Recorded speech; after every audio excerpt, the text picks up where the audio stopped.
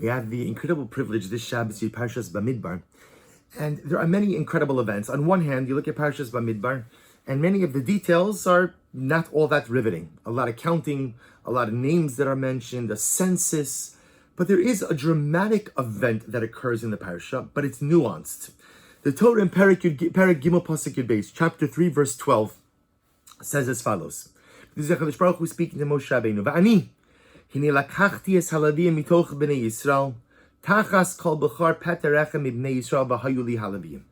God says to Moshe, startling statement, and I have taken the Leviim, the tribe of Levi, from the midst of the Jewish people, instead of every firstborn, one who opens the womb from the Jewish people, and Leviim will be to me. Simply stated, God says, I'm swapping out the Bechorim, the firstborn, and replacing them with the Leviim. Now, a little bit of background is exceptionally important, which is, apparently in the initial plan of God, so it was going to be the firstborns who were going to serve in the Mishkan, ultimately serve in the Beis HaMikdash, was the firstborn sons who would be dedicated for the service of God. But what's happening in this week's Parsha is that Kadosh Baruch Hu goes ahead and says, but now I'm swapping them out. Avodas, temple service, sacrificial service, will no longer be done by the firstborns. Instead, they're out, and Shevet Levi comes in. The tribe of Levi will replace them. And again, the tribe of Levi, ultimately comprised of Kohanim and Leviim, each having different responsibilities within the nation, but they will now take on responsibility ultimately for serving me in the Mishkan. And the question, of course, that the commentaries try to understand is why? What happened over here? Why the Bechorim, why the firstborn being swapped out and being replaced with the Leviim? So Rashi already explains, and again, the Medrash and many other Mefarshim really explain this dynamic in the same way. Rashi says, "Ukishachatu be'egel nifslu, va'aleviim shelo avdu avodah zara nifchru tachteim." Says Rashi Chodesh in a very simple way. It was simple. Everything changed at the sin of the golden calf. By the sin of the golden calf, it was the firstborn. They participated in a sin. There was only one tribe who did not participate in the Chet HaEgel, the sin of the golden calf, and that was Shevet Levi. When HaKadosh Baruch Hu sees that they did not participate in that sin, he goes ahead and he essentially swaps out the firstborn and replaces them with Shevet Levi. And again, ultimately, the Mefarshim really build on this idea, meaning the job of those who serve God was to model the right kind of behavior, to give spiritual instruction. So HaKadosh Baruch Hu essentially says, if the firstborns participated in the sin of the golden calf, they've abdicated that responsibility of proper tutelage, of proper instruction, of proper behavioral modeling, and therefore I can't use them anymore. So HaKadosh Baruch Hu replaces them with the only segment of the population who did not participate in the sin of the golden calf, and that was Shevet Levi. So that's on a basic level. But Rav Aram Yitzchak HaKohen Kook, Zecher Tzadik Livracha, builds on this idea. And he says something amazing. He says, well, let's analyze for a bit. What is it that Shevet Levi actually did in the Mishkan? So remember again, we know what the Kohanim did.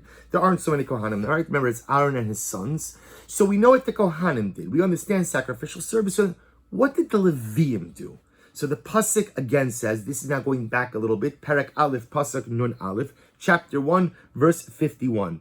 So the Pasuk says, Ubinsoa HaMishkan, Yoridu Oso HaLeviim.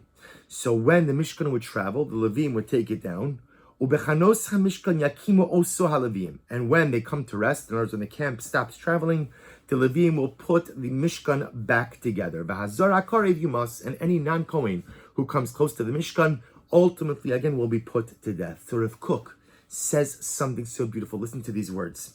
He says, Yesh avodas Hashem miyuchedes. There is a very special and unique avodas Hashem, service of God. Lakachas dvarim mifurakim v'livno sosam. To take things that are in pieces and to build them back together. Kol davar mifurak, anything that is broken now, at one point in time was whole. Noim liros davar shalim. And it's very beautiful to see something that is in its complete state. Aval yesh avoda miyuchedes lakachas es hamafurak ulahachziro lishlemuso. But there is a special avoda, a special form of service, where you take that which is broken up into pieces and you rebuild it into a whole entity. And what Rav Kook is saying something is absolutely amazing. Do you know what the real essence of Shevet Levi? So it's true. Shevet Levi got the job. We know why they got the job. They got the job because they didn't sin with the golden calf like everyone else did. But do you know what was truly unique about Shevet Levi? Shevet Levi taught us perhaps one of the most important life lessons. How to put the pieces back together in life. You know, sometimes in life you go ahead and you create something. You build structures. You create a life. You create a home. You create an approach. And then something happens and the entire edifice, the entire structure that you built, all comes crumbling down. It happens to all of us. Sometimes in dramatic ways, sometimes in more nuanced ways. But life, we often find this dynamic. I work hard on something, I build something. And again, the something could be I work hard for my family and then something happens and it crumbles. I work hard in my career, something happens and then it crumbles. I work hard on myself and then something happens and I crumble. And then I'm standing there looking at all of the pieces of the edifice of my life, of my family, of my career, of myself. I'm looking at the pieces. And sometimes when you look at the pieces of life, you say to yourself, too broken. It's just too broken. It's just beyond repair. I have no idea how to do this. This is like a jigsaw puzzle where the pieces don't even fit together. There's no way I could possibly rebuild this. I look at the pieces and I weep and I cry over all that has been lost without any ray of hope that I could possibly ever put this together. So something amazing happens. You see, when you would look at Klal Yisrael driving or riding through the desert, so remember again the Mishkan, parts of the Mishkan were loaded on wagons. So you have to imagine the scene. Klal Yisrael is traveling, all 3.5 million people traveling in the desert, and the Leviim are manning the wagons with the pieces of the Mishkan. They come to a stop. And now again, remember, the people remember the Mishkan from the last time that they camped. And now what do they see? All they see are a bunch of pieces. But then they begin to see something amazing. One piece at a time comes off the wagon. This piece fits into this. This piece connects with this one. This takes shape. This takes form. Until a couple of hours later, the entire Mishkan is rebuilt. Just as beautiful, just as spiritually luminescent as it was before. And can you imagine watching that scene as the Leviim took the individual pieces of the Mishkan and reconstructed that beautiful spiritual edifice? Watching that, says Rav Kook, was inspirational because it gave me, the onlooker, the chizuk, the strength to do exactly the same. Because I see myself in that Mishkan. Once upon a time, my spiritual home, and again, you could fill in the blank, my familial home, my career home, my Mishkan was fully intact. It was good.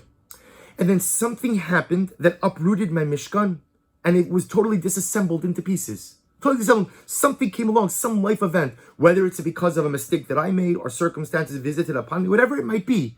At the end of the day, something happened and my Mishkan became demolished. And I always said to myself, the pieces cannot be put together. Pieces cannot be put back together. And here I stand watching the Leviim. And the Leviim are taking piece after piece and reconstructing. And if the Leviim could do that with the Mishkan, then I can do that with myself. No matter how broken I may be, no matter what state of disrepair I may find myself in, at the end of the day, I always have the ability to put myself back together. Says Rav Kook. Listen to this lashon again. He says, everyone loves to see something whole and complete. But there is an avoda miyuchedes, a special avoda, to take that which is broken and to return it into a whole state. That was the avoda of the Leviim. And that's what they modeled for us. The ability to take the pieces of life that very often get knocked down, that very often deconstruct our edifice, and to find the koach to ultimately rebuild it. Too often, when what we built gets knocked down, we lack the presence of mind, resolve, optimism, hope, and drive to rebuild it. But the Leviim show us that even things, great structures that are in a million different pieces, can be reconstructed, can be put back together, and can become beautiful. But I think there's one more piece with this Rav Kook. Because if you notice, it struck me that when the Torah describes the avoda of the Leviim, so the wording that's used is as follows: Ubinsoa hamishkan yaridu oso haleviim. When the Mishkan travels, so the Leviim will take down the Mishkan, and then when they camp, they'll put it back up. So I found it striking that the Torah first discusses the taking down of the Mishkan. Right? It's interesting. It doesn't say that the Leviim will build the Mishkan and deconstruct the Mishkan. Rather, it says they will deconstruct the Mishkan, travel, and then rebuild it. And perhaps building on Rav Kook, the Torah is teaching us another incredible lesson. That in life, there are times when you have to deconstruct that which you built. In other words, it's not just when something is destroyed that I have to find the koach to rebuild it. That we know, the Leviim teach us that. But there's something else. Sometimes I build something in life. Sometimes I build an identity. I build a personality. I build a lifestyle. And you know what? It's not good. It's not good. It's not the right one for me. It's not the right personality. It's not the right identity. It's not the right lifestyle. It's not the right approach to life. It's standing, and it's quote unquote working, and it's not in a million pieces. The edifice is intact, but the edifice just isn't right. The construct is there, the framework is there, but it's not the right one. So what do you do in those moments when you recognize that I'm not the person I should be, that my lifestyle is not as it should be, that my approach to life is not as it should be, that my identity is not as it should be, that my family sometimes is not as it should be? So therefore, again, the parasha, the Chumash is telling us that the avoda of the Leviim was the koach to deconstruct. Sometimes in life, just like you have to have the courage to take the pieces and rebuild, you also have to have the courage to tear down. You have to have the courage to deconstruct, because that which you built is just simply not good. Now, maybe sometimes when you built it, it was good. When you built it, it was right. But then circumstances change. And maybe it's no longer good, no longer right. So what do you do in those moments? Do you say, you know what? It's already built. It's already built. What am I going to do? It's already built.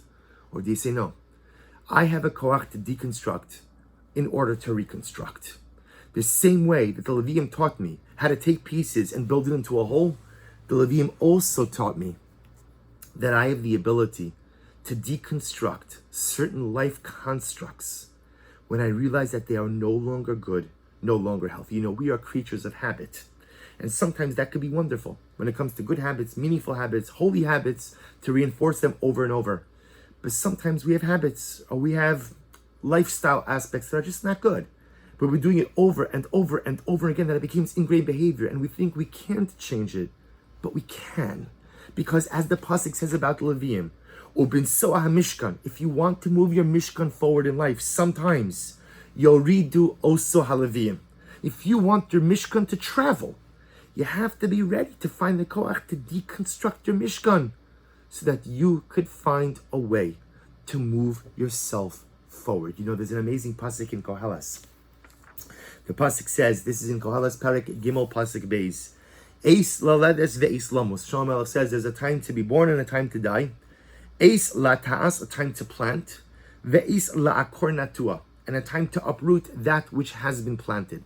And it's interesting because textually it's not symmetrical. In other words, you would have thought to say, there's a time to be born, a time to die, a time to plant, and a time to reap, a time to harvest. So in Hebrew it should have been Eis lata'as, a time to plant, ve'eis liktzar, and a time to harvest, right? Liktzar, katsir, to harvest, to reap. But it doesn't say that. It says there's a time to plant, and there's a time la'akor natua, to uproot that which you planted. And this is this amazing piece of Solomonic wisdom. What Shlomo Melech says is, there are times to plant, there's times to build in life, and there are times when you have to uproot that which you have built, because it's no longer good for you. It's no longer right. Maybe it was good once upon a time, but it's no longer good. Or maybe it was never good, but you just deluded yourself into thinking that it's good. Okay, it's all right. Find the koach to uproot. There's a time to plant, there's a time to build, there's a time to construct. Ve'eis la'akor natua. There's a time to uproot, there's a time to remove, there's a time to deconstruct. And as such, it turns out that Shevet Levi teaches us this all incredible lesson. Shevet Levi might have gotten the job because the Bechorim, the firstborn, abdicated their responsibility by joining in the heinous sin of the golden calf. But they earned that right by modeling for us the correct behavior. Shevet Levi teaches us perhaps two of the most important life lessons. Number one, when the structure of your life is blown down and stands before you in a million pieces, don't give up. Find the koach to rebuild. Find the koach to put the pieces back together. Sometimes the reconstructed structure will not look as good. Sometimes it will look as good. Sometimes it'll look even better. But whatever the reconstruction is going to look like, one thing is clear. You have to find the koach. You have to find the courage. And you have to find the drive to rebuild. But just as important as rebuilding is recognizing when you must demolish, when you must deconstruct, when you must take down. If you realize that there is a part of your life that is no longer working for you, a part of your personality that is no longer what it should be, lifestyle aspects that worked for me at one point, but I know now are holding me back, don't just go with the flow, but find the koach to take down those structures that are holding you back so that your Mishkan has the ability to move forward. Ubinsoah HaMishkan, because ultimately, again, for the Mishkan to move forward, Yoridu Oso HaLeviyim. Sometimes you have to take down that which is already standing in order to go ahead and move yourself forward. This is the legacy of Shevet Levi. Not just for Shevet Levi, but for all of us. May HaKadosh Baruch Hu give us each the incredible koach to go ahead and gather up the pieces and rebuild even when life has blown the edifice down. And may HaKadosh Baruch Hu give us the koach to identify the constructs and structures that are holding us back. Give us the koach to deconstruct, to raise them, so that we could travel forward and build something beautiful. Wishing everyone a good day, a good Erev Shabbos, and a restful, uplifting Shabbos Kodesh.